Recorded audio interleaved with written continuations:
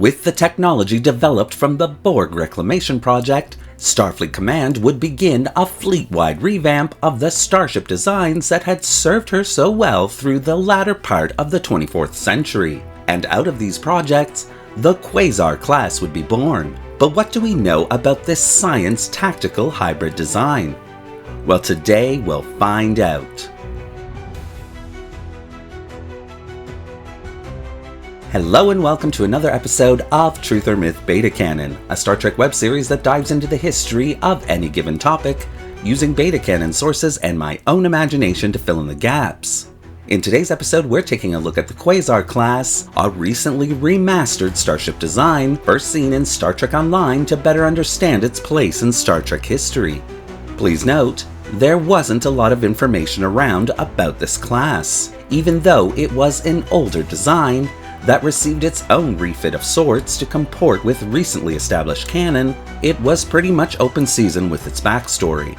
Also, I'd like to thank my good friend Vortex once again for providing me with this awesome model of the Quasar Class. Please take a moment to check out and subscribe to his YouTube channel in the description below. But as always, because this is just a beta canon video, all information relayed should pretty much be taken with a grain of stardust and only considered a little bit of Star Trek fun.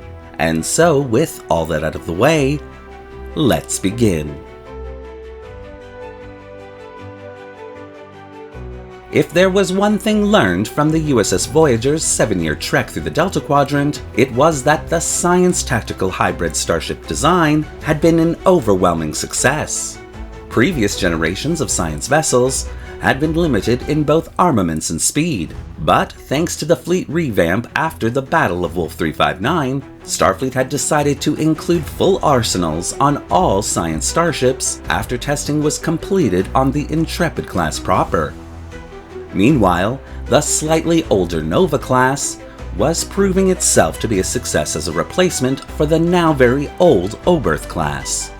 And once both the Intrepid and Nova classes were deemed successes, Starfleet Command would commission a new project to test the viability of creating a variant on the Nova class that would utilize the Defiant class's tech, in essence, to create a Nova class destroyer. Eventually, this would lead to the vaunted Rhode Island class, a tactical science hybrid that itself was far more focused on the tactical side of things. By the late 24th century, after Starfleet Command had begun to rebuild a variety of vessel classes for its fleet, the powers that be would commission several projects to determine once again the viability of refitting previous Starship classes used throughout the 2370s and 2380s to conform with current technological upgrades being used throughout the fleet. Deemed worthy of such a refit, Starfleet's Starship designers would begin the process of re-engineering the Nova class from the ground up. By 2399, a new design would indeed be ready for construction, but Starfleet Command would put the entire project on hold until further notice. The Borg Reclamation Project, a joint Free Romulus Federation project, was beginning to show signs of major technological advances that could be garnered from that project. And thus, Starfleet Command would instead focus on developing those technologies into their much larger ships of the line, rather than the smaller vessels currently on the drawing board.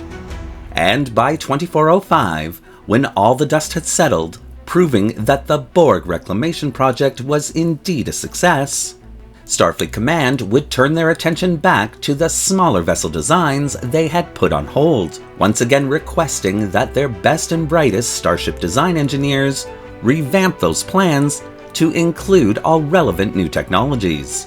And finally, in late 2407, the Quasar Class would be born.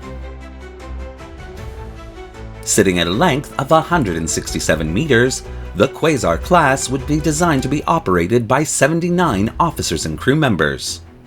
Retaining the basic profile of its Nova class predecessor, the Quasar Class would have a standard safe cruising speed of warp factor 9.2, with an emergency maximum speed of warp factor 9.99 for 12-hour increments. The Quasar Class's impulse engine system would also be far more extensive than her previous counterparts. With impulse vents contained within the pylons of the vessel, the Quasar Class would become a far more maneuverable vessel than anyone could have hoped for. Tactically, the Quasar Class would be well armed for a vessel its size, containing both phaser emitter arrays as well as torpedo launching systems both forward and aft. The Quasar Class could certainly hold its own in a firefight. The newly developed multispectral regenerative quantum shielding would also be included within this class, along with the newest version of the ablative hull armor developed by Starfleet. A single shuttle bay would be included within the aft section of the primary hull. Though small by most of Starfleet's standards, this shuttle bay would include a limited number of auxiliary spacecraft designed to accomplish various scientific studies that the class could undertake.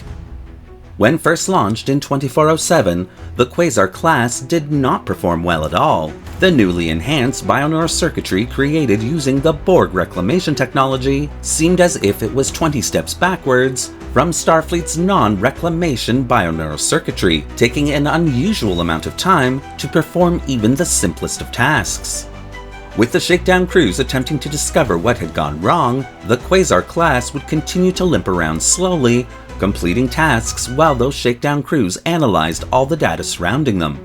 Then, after about a week of operations, suddenly the ship was operating normally, in fact better than what had originally been expected. What wasn't known until later analysis was completed was that this new bioneural circuitry was incapable of being ready out of the box, so to speak, but rather required time to create new neural pathways to all the Starship systems, while the new Borg Reclamation Bioneural Circuitry Computer Core analyzed all the ship systems to determine the best ways to control those systems before finalizing a Starship-specific configuration. From that point forward, any Starship constructed containing the new Reclamation Computer Core would have that core brought to full operation mode 2 weeks before its shakedown launch, to ensure every Starship had adequate time to allow its own computer cores to adjust to the Starship itself. Once the core problem was ironed out, however, the Quasar Class would pass its shakedown tests with flying colors, and Starfleet Command would order the class into full production, where it would remain in service until the early to mid-26th century, after new technologies and Starship designs began to take the galaxy by storm once again. Created from the successes of the 2370s, the Quasar Class instead would make its own name for itself, furthering the scientific knowledge of the Federation while simultaneously protecting the borders of Federation space, earning this class its certainly well-deserved place in Starfleet history. Thank you for watching today's episode of Truth or Myth Beta Canon. What do you think of the Quasar Class and the historical narrative that I've created here? Do you want to see more videos like this one? Well, leave your comments in the section below, and don't forget to like the video and subscribe to the channel, hitting that little bell icon so you won't miss a single video we release. Want to help the channel work out all the kinks in the new Borg reclamation technology? Then consider becoming a channel member, subscriber, or channel patron. Both a major help that allows this channel to purchase resources and 3D models to keep it going. The link to both memberships is in the description below. Thanks again for watching, live long, and prosper.